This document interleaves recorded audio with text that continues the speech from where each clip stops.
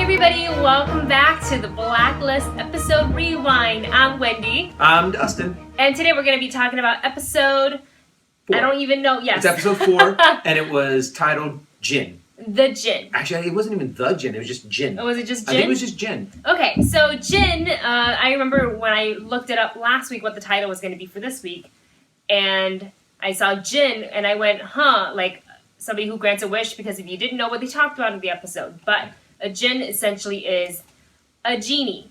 So we have so many positives about, what an episode. This is such a good episode. My favorite to date. And I know I said this about, episode... The first one was really good. Episode 1 was really good. I think I said this about the first... I don't remember. Anyway, the past, doesn't matter. Focus on this one now. It's so good. Dustin, what are some of your positives that you liked about the show? I loved that each character got to have a shining moment. And not just, even Ressler had a cool moment. Mm-hmm. Tom had a good moment. Every character. And of course, Red always has a cool moment. Yeah. Elizabeth, everyone got a shine in this and in their own special way. Yeah. And I love the fact that this is really staying to what is true about the Blacklist, is the list. And there's always going to be a list, but yet it's still pushing the story forward about keeping it interesting and new and fresh.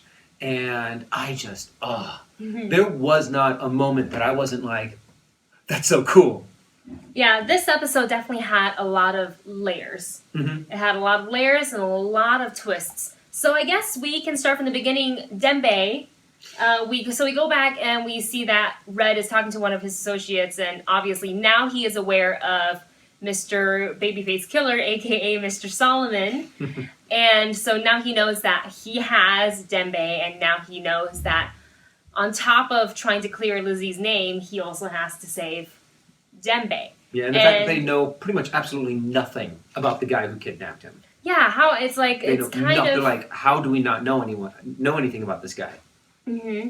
And obviously, last week we were left off with Dembe and Mr. Vargas being in the cell together. This week we see Dembe. I love that he's like just being as resourceful as he possibly can be, being trapped in that little room. He's whittling a spoon to shank the guards. And it's funny that Mr. Vargas even made fun of him. He's like, a spoon? And he's kind of like, gotta do what you gotta do, man. Seriously. So I love that. How he was like, there's 4 of them, and you're not going to be able to take all 4 of them down before they take you out. And he was like, well, then if I'm dead, then my kids are safe. That's so true. He was like, either way, it's a win-win situation. He was like, either way, it's a win-win situation. So he's always ready to just sacrifice himself, already knowing that. Not only just to save Red, but also to save his family. Yeah, because he's dead, so there's no point of going after his people anymore. Yeah, exactly. That's true. And I did like the little team up that Mr. Vargas and Dembe had, because first he came back and Mr. Vargas looked like he gave up Dembe's plan to shake the guards, and it turned out to be a nice little plan because they did break out of it, and we'll save the other stuff for later because it's the negatives. Yeah. So we'll save that for later. If you watch the episode, you already know what we're talking about. But I love that at least Dembe is at least out of the grasp of Mr. Solomon, hopefully just for now. He's kind of out of immediate danger. He's kind of now thrown to the wayside. Mm-hmm. So where he goes is actually very up in the air. Next episode. Okay. And I want to go back to the very beginning where we're in Aram's apartment. That was awesome. I completely forgot about that moment until you mentioned it. Yeah, where he just comes up and he's like, He's like, hello? And then you hear Red go, Aram. It's like, well, get in there. What I love this is what I always love about Aram, is that he knows that Liz there's a reason for why she did what she did, shooting, the Attorney General. So he knows that she's not some Russian spy, and she's not trying to betray the country, and so he trusts her and he believes in her, and and it melted my heart because he was so happy to see her. Yeah.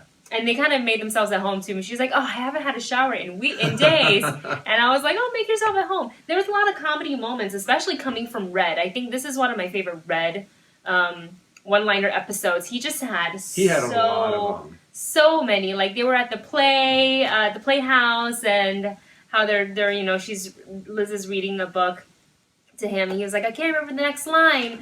And then he tells her that whole story of, I was really into this show and I wanted to be the producer on it. Everybody wanted to see cats. So, but that's how people owe him favors, because he believes in certain people, and later on, that comes back full circle, which I think is great. And he was able to use the theater as a safe house. Yeah. Did you like the part where, it's just a set, so obviously it's not a full room? He was like, I'm going to go get some rest, and he, instead of going around the set, he goes to the set door. Yeah, she goes to the door. He takes a nap. It was almost like watching a sitcom. Yeah, it was great. I really enjoyed those moments. You keep it up, Blacklist writers. You guys are amazing. But what did you think of, speaking of Blacklist writers, of the Blacklister, the Djinn?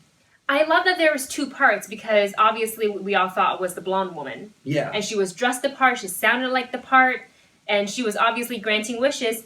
And who knew that she was just the face? And it was the main operative, and even she used her own company, her own operation to carry her own fantasies and revenge.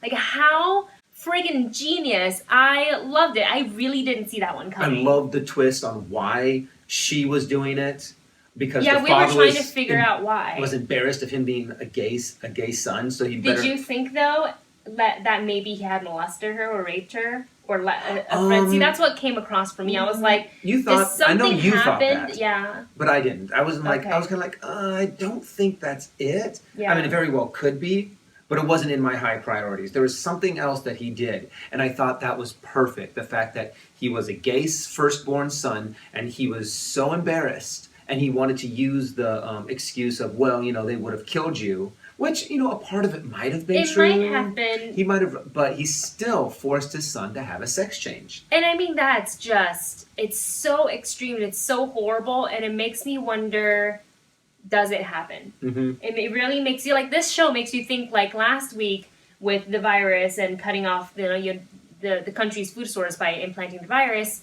and therefore then the company can kind of come back and be their own hero and release the cure. It's the same thing. It's like something as drastic and extreme as making your own child get a sex change because he or she is gay. So it's like, well, you can't just feel gay. You have to be that sex. Yeah. And force them to do it. And you really think about how many people in the world, like, do they really deal with that? And that's what I really like about the show. It makes you think, because it's a little bit more real than some of the other, like, say, superhero-y shows. Yeah, it brings up a lot of real social issues of, of religion being ashamed of this so much that they're willing to do something so grotesque as in, like, force their child to have a sex change operation.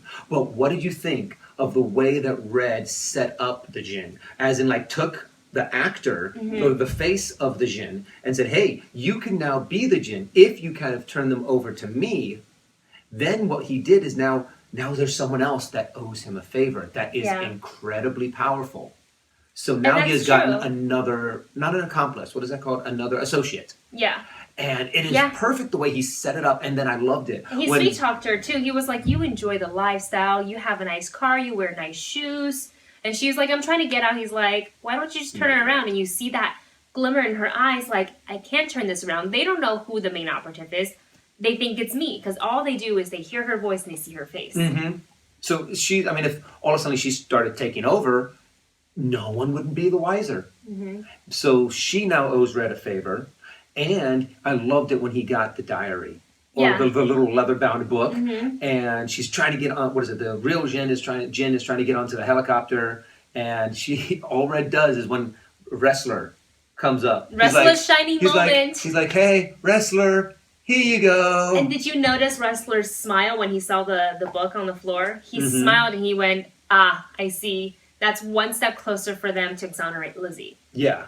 And now he gets it. And I hope that this means moving forward, Ressler has less of a resistance to, Red's resources and other people's help, like Tom, things like that. So now I think he's starting to see that they are really, the reason why they're even still in the city is because they're trying to prove that she's innocent. Yeah, trying to clear her name. And I think there was a little glimpse of this, that Ressler might slowly start becoming a little bit more Cooperish. To where he has I that see. confidence, he knows what's true and how to push the truth, but still be by the book. And you guys, this week, there was no Demolition Derby Ressler. Nope. He just drove up really fast, and that was pretty much it. So that was it. So one less car that he hasn't destroyed yet. I really like Red's speech, going back to Which talking one? about...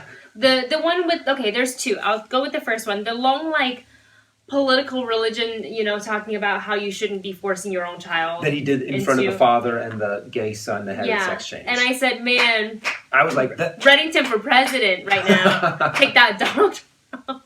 But what was great was, this is another thing. Did he make the speech because he wanted to get the Djinn a little bit more on his side, to get him to the Djinn to do what he wants? It's all part of it. I mean, he or knows did he how actually to play really believe with it? I think it's both. A little bit of both. He was playing both sides. I think Red, in all of his ways, there's still a lot of truth. Mm-hmm. It's twisted truth. But he's also like, well, I mean, we got to give somebody, and his main priority isn't Djinn. His main priority is Lizzie. He already has the Djinn, technically.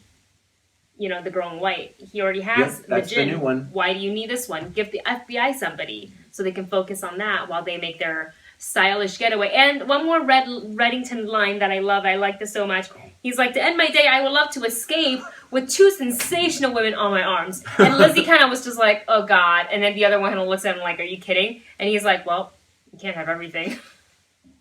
I love him. I mean, I love him anyways, but in this episode specifically. And I love the fact when he was reading the lines when they were in the theater, she goes, you're a terrible actor. Which is funny saying that to James Spader. Mm-hmm. I mean, he is just fantastic. And we haven't even touched on Tom. Oh, let's talk about Tom. So Tom starts getting into his undercover work because Cooper finally kind of sicked the dog. Yeah. On how to get... Karakurt. That guy. Tom's transformation. Mm-hmm. To be able to get into the underground scene, to just to get with it's like this model hotshot guy. Seeing him work his craft is like seeing an Olympic athlete swimming, like an Olympic swimmer, and you just see perfect form, and you see him practicing, or a basketball player practicing their form, or a fencer. It's awesome to see a character work their craft. But doesn't it make you think too? And I thought of this. I love the entire transformation montage, getting his hair cut, picking out the right watch, and just scene after scene after scene, or cut after cut, he was repeating the same story until he lived it. Like, he lived that story. But doesn't it make you think, if he underwent that sort of like self-transformation to become this other persona, what did he do, and what kind of transformation did he put himself under to become Elizabeth's husband? That's the problem, I think, is the fact that he gets so into it, and then with Elizabeth, he just went that one extra step and actually fell in love with her. Yeah.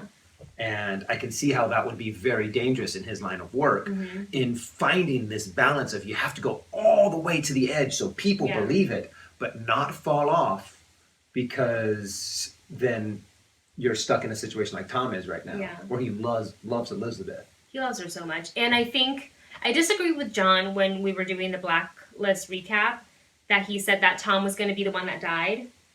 And after seeing this episode, because he had gotten a phone call from Liz when he was at the casino, it definitely sounds like that's even a bigger possibility now. I don't want to see him die. I love him as a character, and I love him in the show, but if they were to off anybody, and for it to have some sort of meaning, I think that it would have to be Tom. Yeah. Which makes me sad. And I know in one of the last episodes we were talking about, I think, Dembe's going to die. Yeah. But now coming back to the end of this one, if they were going to kill Dembe, they would have shown him. They would have done it. Dead in this one. Yeah. Yeah. So let's move on to the negatives then, because we already know what we're going to talk about. We're going to talk about Mr. Vargas. Yeah. Oh. The negative. Son of a bitch! I hate you now. I mean, he wasn't always the most trustworthy person, but I think that this just pushed over the edge, because it seemed like they were in this together. Now I understand when there was a tweet that NBC Blacklist on Twitter tweeted out, and I tweeted back, I'm like, what does it mean? And the tweet was, tonight some unholy alliances will be made. And I went, what does it mean? What does it mean? And now I know, I think they're talking about Dembe and Mr. Vargas, because not only would he worked together with Dembe just to get out, he then stabbed him in the back, and it's like you're shot working. Him in the back. Yeah, it's just so disturbing, and the fact that he turns around. Okay, so he shoots Dembe in public. I think he shoots it to the point where it'll injure him. He needs to be hospitalized, but I don't think he'll die. Yeah. And then people obviously heard the gunshot and they were rushing to the truck to help Dembe. Yeah. So I think he kind of did it as a favor, but then he went and he took the tuba mouthpiece for sale number that he knows that can lead to Red, and he calls up Mr. Solomon. I still and I'm like, what are you doing right now? I wouldn't be surprised if Mr. Solomon has something on Mr. Vargas. And that's why he's doing it? It's kind of like how he had Dembe's grandchild. Oh, God, he might have something. He's like, in order to save this person I love. Who is this Mr. Solomon? Where does he come from? And how come we don't... I mean, I enjoy him because he's giving us some twists, in these stories. And he's making it more interesting. But my God, like, he just seems so... He seems like a younger, eviler Red. Like, he's got these resources and he's also as elusive. Who he kind of reminds me of is Darwin from X-Men. Maybe because he is, but actually kind of the villain in Serenity. The name of the actor that he's now playing Black Panther. Okay. I think that's who it is. Okay. But anyways, the way that he's so cool, calm, and collective, and yet you know nothing about this guy. Yeah. And where he came from, what he's doing, and that adds such a cool mystery to him, but such a hatred for him as well. Yeah, I agree. So, and I felt so bad because I was cheering for Mr. Vargas and Dembe, and you're like, yeah, get out! But then a part of me was kind of like, I wonder if their escape was too easy. Yeah, so something happened, but I didn't see that coming. Him shooting Dembe like that, I did not see it coming at all. Because I was like, oh my God, this episode, just so many of those OMG moments. Yeah. So with that said, what do you think we can look forward to in next week's episode? Oh, okay. So I hope that Red finds Dembe. That Dembe, obviously Dembe's been shot, so someone's gonna call an ambulance. He's gonna get there. Right. I'm hoping that he's most likely gonna be saved. Is Red gonna get to Dembe first, or is Mr. Solomon gonna get to Red first? Oh no! So now it's a race. Who gets to who? And is Red gonna find out about Mr. Vargas's betrayal before he gets to Dembe? Or before they get to him? That's a really good, I haven't even thought of that yet. I'm thinking either he finds out just before, so he has like a minute or two to prepare, or he doesn't get it at all. Okay. Or they're going to get to him before he gets to Dembe. I like that. So that's going to happen with Dembe. Tom's going to get in deeper water, much deeper. And then the chase will continue. And I'm sure next week we will have a new Blacklister that they're going off to kind of chip away. I enjoy that. Week after week, we still get a new Blacklister because that is from season 1 how we started, and they haven't really stopped. So I enjoy that. And I think Ressler's got some homework to do in the coming episodes because now he's got the notebook of all the clientele that the Djinn had, and some of them are Cabal members. And that's what's so weird is that ever since season 1, we didn't know this, but every single person they're taking down is one chip at the Cabal. Yeah. And every single person, and that's all Red has been doing. He's been playing he's playing the long haul. He's in it for just tink. Do they notice? Okay, no. Yeah. Chip. Well, you see Navabi, she's trying to piece together it now because she's looking at the photo of all the Blacklisters that they've captured or been brought to their attention since Liz's incident, I guess. And she was like, what do they all have in common? She's trying to figure out, which makes me wonder because I remember she was brought in because Red brought her in. So does she work for him? Does she not work for him? Like, I'm so confused which side she's playing at. True. But you know what? This is something that Red's doing with each of the Blacklisters. So you have the Troll Finder. The Troll Farmer. Troll Farmer. And he has all of his list of clients. Right. And then who was after that? The woman that did the virus. Right. And has all of her list of clients. And then now it's then the lawyer. But the lawyer's working with Red. Yeah. But then in this one they had the Djinn. So and all you have to do is start going, okay, who is in every single column, and they're the ones who are the cabal. Yeah. So I think that's what he's trying to do, is help them connect the dots of this person is all connected. Well, I guess we'll see. Go ahead and do your homework, Ressler, and we'll find out more. Alright guys, let us know in the comments below your thoughts, your favorite moments of this episode, some of your not favorite moments and whatnot. Share it with us. And if you haven't already, go ahead and subscribe. We're going to try to do this every week. Like our video. Like our video and share. And Dustin, where can they find you online? You can find me at Facebook and Instagram at Dustin Zaney, and at all of them at Dustin Zaney. Or what about your... I can't remember which one's Swing Kid. I don't do social media very well. Your Facebook is your name, and your Twitter wait, hold on. Your Facebook is your name, and your Twitter and Instagram is your, like, whatever, your Swing Kid, whatever one. Okay. So, Facebook at Dustin Zaney, and the other two at Swing Kid 1981. Yay! And you can find me at just my name everywhere, Wendy Lee Zaney. Thanks so much for watching. We'll see you next week. See ya.